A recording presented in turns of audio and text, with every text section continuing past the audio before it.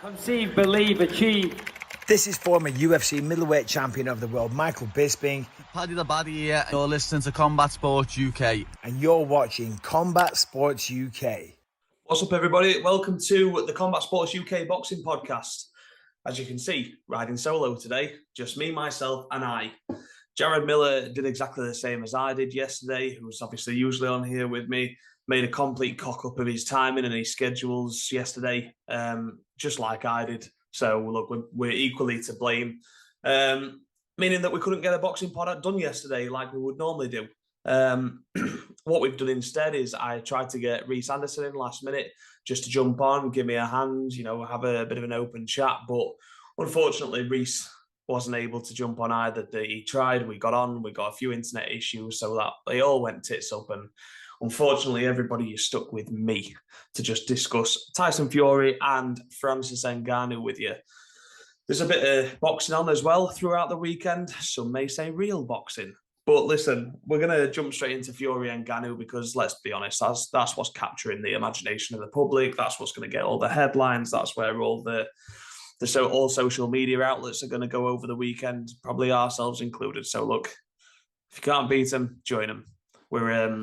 We've got obviously the WBC Riyadh Championship on the line, which for anybody who's listened to us before is an absolute load of bollocks. It's not relevant. It's not really a title. It's just the WBC saying, yeah, throw our name out there and we'll take some money off you all. So typical boxing in that respect. But look, the fight itself, let's just dive straight into it. You've heard our thoughts probably before, but I'm going to keep it relatively short and sweet this episode. The reality is this is a mismatch. I cover MMA and I also cover boxing. I'm a big fan of both. What I will tell you is this: Tyson Fury is possibly, if not the very best heavyweight boxer in the world. He is the second heavyweight best boxer in the world behind Alexander Usyk. That's up for debate, and hopefully that's what follows this event. Francis Ngannou, you'll hear him being called the lineal heavyweight champion of the UFC, which, anybody who's an MMA fan knows that that's absolute shit as well. There is no such thing as the lineal heavyweight champion of the UFC. You're either the champion or you're not. John Jones is currently the heavyweight champion. Let's not get that twisted. Francis Ngannou's been out of the octagon now for approximately 18 months. He's had knee surgery. He's had a couple of little knocks that he's been recovering from. He's signed to the PFL in an ambassador's role and will be joining the PFL Super League, probably following, off the back of this event. But Francis Ngannou, for boxing fans who aren't aware, is a monstrous puncher. A monstrous puncher. But he's a monstrous puncher in 4-ounce gloves, which is what they fight in the UFC. He's going to be fighting in 10-ounce gloves here in the boxing ring with Tyson Fury. It's a very, very different sport as a whole. Tyson Fury is the king of boxing in the heavyweight division. Francis Ngannou was the king in the MMA. But the two don't line up. We saw it in Mayweather-McGregor. It won't be competitive. People said, I thought McGregor did quite well against Mayweather. Mayweather carried McGregor and could have finished him at any time. That was a mismatch. I think we all saw that towards the end. It's a very different kind of cardio as well. We do 12 3-minute rounds, or I believe this one's 10 3-minute rounds. In the MMA for main events, you get 5 5-minute rounds. It's a very different it's a very different style. It's a very different technique, and it's a very different method. And it's not as simple to get your head around as just doing a camp. It doesn't work like that. Tyson Fury has been doing this his whole life for boxing. Francis Ngannou is doing this in boxing for the very, very first time. The reality is we have a debutant in professional boxing in Francis Ngannou fighting Tyson Fury, who is the heavyweight champion of the world and up there in the pound-for-pound best boxers in the world. So we're in a position where we have a complete mismatch. Now, you'll hear a lot of people this week talking about a puncher's chance. It's difficult to even say that because, yes, if Francis Ngannou lands on Tyson Fury, it could all be over. But we've also seen Deontay Wilder land on Tyson Fury clean on a couple of occasions, and Tyson Fury's not gone away. So Fury's chin is not to be questioned. if he were to get clipped in a very unlikely situation by Francis Ngannou, he's probably not going to have any issues getting back to his feet. The way I see this fight, really, I'm beating around the bush a little bit, but it's this. Tyson Fury ends his fight as and when he wants to, however he wants to. If he wants to go out and blitz Ngannou in one round, he can do it. If he wants to carry him and just embarrass him over 10 rounds, that's what he can do. If he wants to, carry him a little bit and then finish him off halfway through, that's what he can do.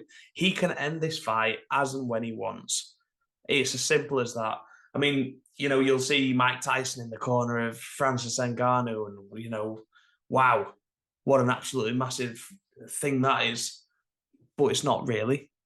The amount that Mike Tyson can teach Francis Ngannou over the space of not even a full camp is minimal. Yes, he can show him a few tricks of the trade. Yes, he can give him a bit of advice on what he should do. But Mike Tyson's also a short heavyweight in comparison to Tyson Fury. Fury stands at 6'9". Mike's nowhere near that. Francis Ngannou's a big boy, so he will fight in a completely different style. So it's great for the name value and for the monetary value, but it doesn't really mean anything. It doesn't help Francis really in any kind of way.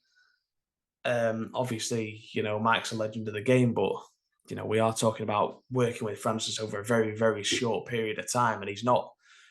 If Francis was a fully fledged boxer at fighting at the very top levels of heavyweight boxing, and Mike came in for 4 weeks, it probably would be a significant help. But that's not what we're at here. Francis is learning boxing, because throwing hands in MMA and throwing hands in boxing is not the same thing. It's very different. There's no threat of a takedown or threat of the kicks or the knees or an elbow or any of that coming in. When MMA fighters are in the stand-up battle, that's half the issue. Especially when you're up against a wrestler. Is he going to shoot? Is he not going to shoot? Do I need to have my hands down to protect from the takedown, ready to get the underhooks in, or do I stand up and I try and throw? It's not like that. Boxing's not like that. Boxers hold their hands up. They've got a high guard, a high defense. They only focus on the hands. They don't have to worry about anything from here down. So it is a very different sport, and that's why there's not really much chance here for Francis Ngannou.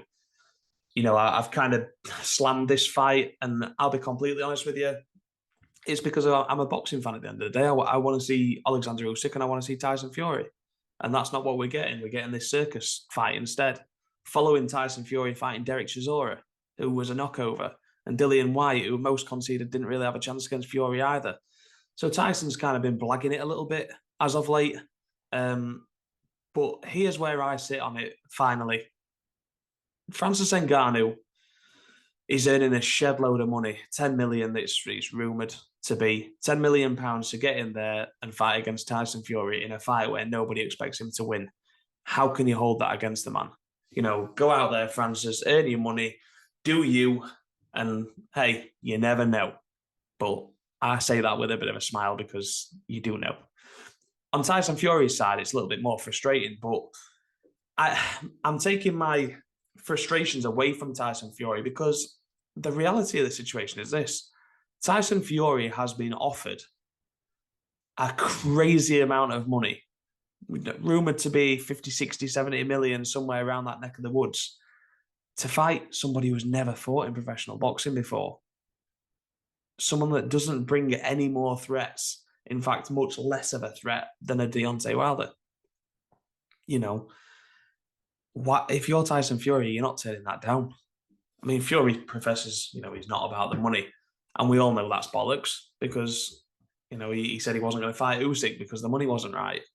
So there's two different ways of looking at this. There's one which says he's the heavyweight of the champion of the world, and he's got, something where he's got trying to think of the right word, but he owes it to boxing to defend his title or to put on the best fights against the best up-and-coming fighters, whether that be Usyk or whether it be AJ or whether it be Wilder or whoever.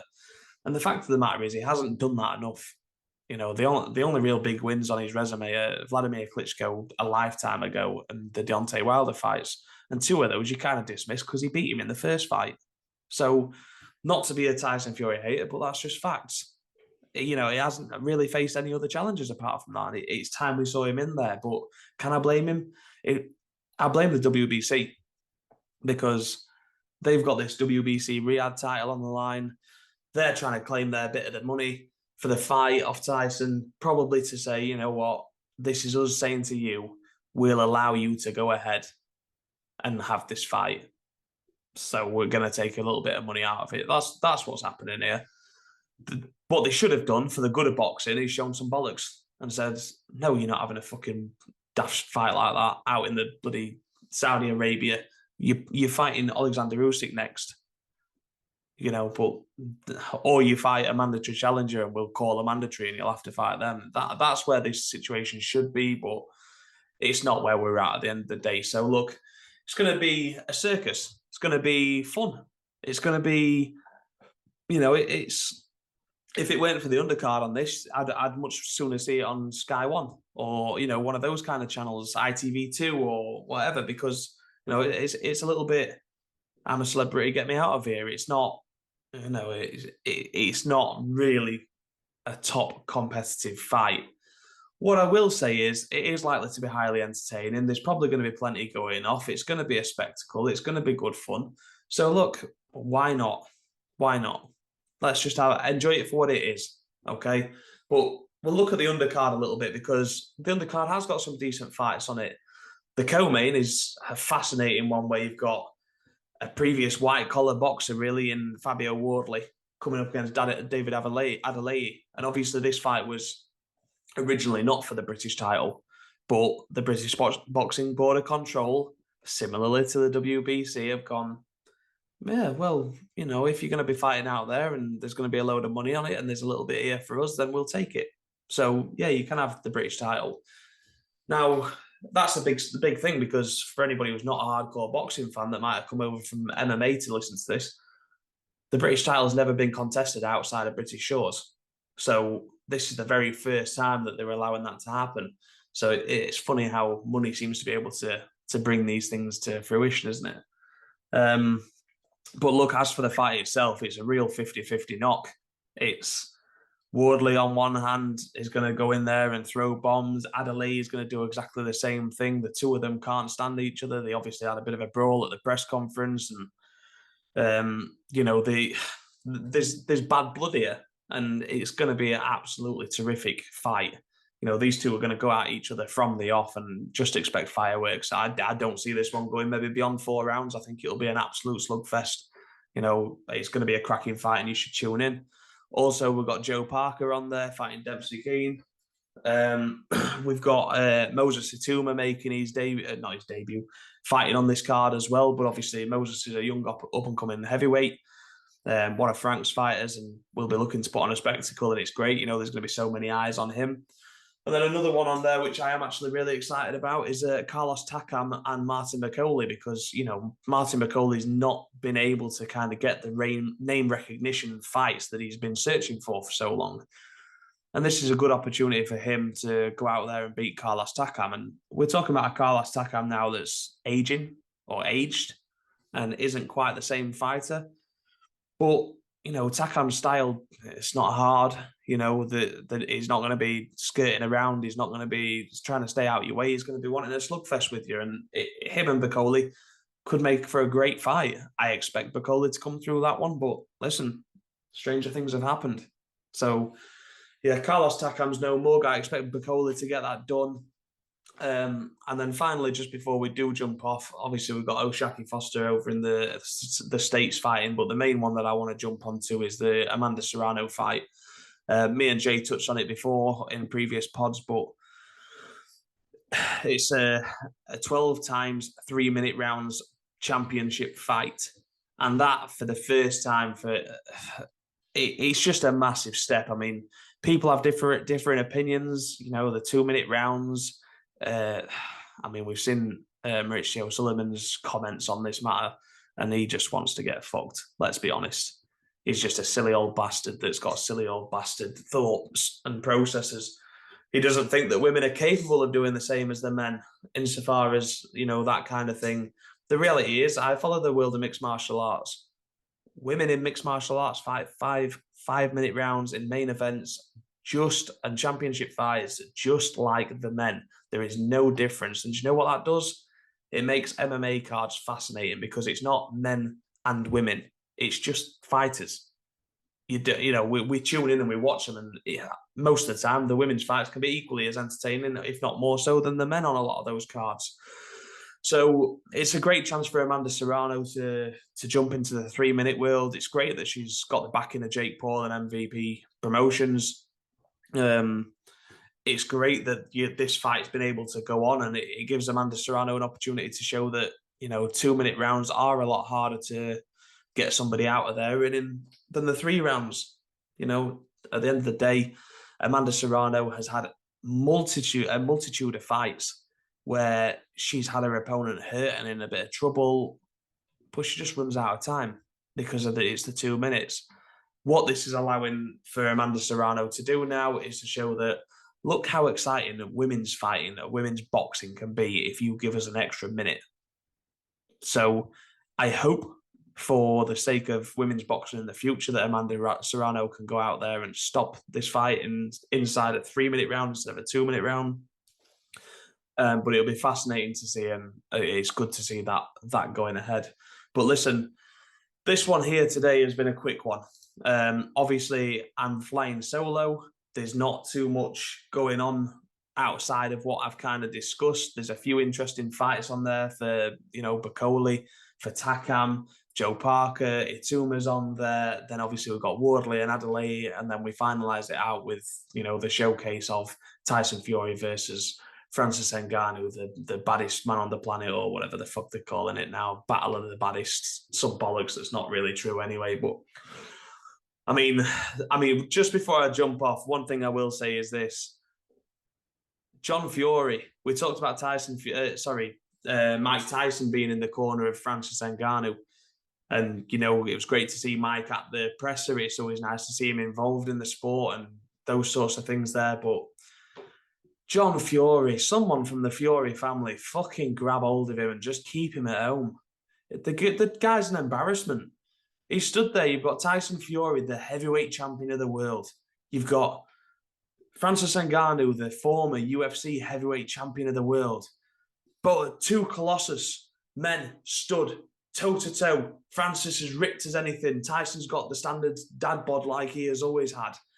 But the events about these two, and then you get John Fury, a fucking fat old man, stood with his top off, standing in front of the 2 fighters and trying to make it all about him, trying to make a fight with Mike Tyson. It's just fucking embarrassing. It's hard. It's hard to watch for me. I'm so sick to death of John Fury. It's unbelievable. If that was my old man, I'd be thinking about putting him in a home. And I'd joke because I wouldn't do that, but still, it's just me putting my point across. The dude's in his fucking late 60s or something, and he's calling out Mike Tyson for a fight as well. First of all, we know what happens there. Mike Tyson absolutely fucking destroys John Fury.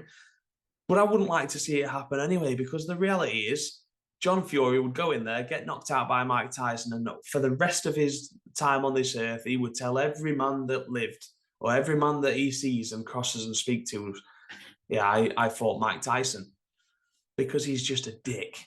But anyway, that's me ranting. I ain't got anybody to rant here to. I'm just screaming at a screen myself. So on that note, thank you for joining us for this very, very short and very, very quick review of Tyson Fury and Francis Ngannou. Tune in, enjoy the main event, enjoy the fights on the undercard, and we'll be back next week to speak to you about everything that unfolded.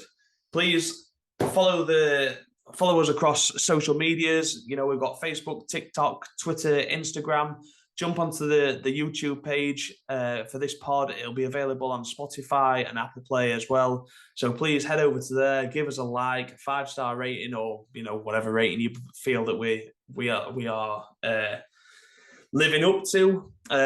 Chuck a like in, drop a comment, hit subscribe. Just help us try and grow this channel a little bit, and we'll be back to a 2-man show next week. Might even try and bring Reese in to jump on as a 3-man show. So yeah, stay tuned, and we'll catch you next time.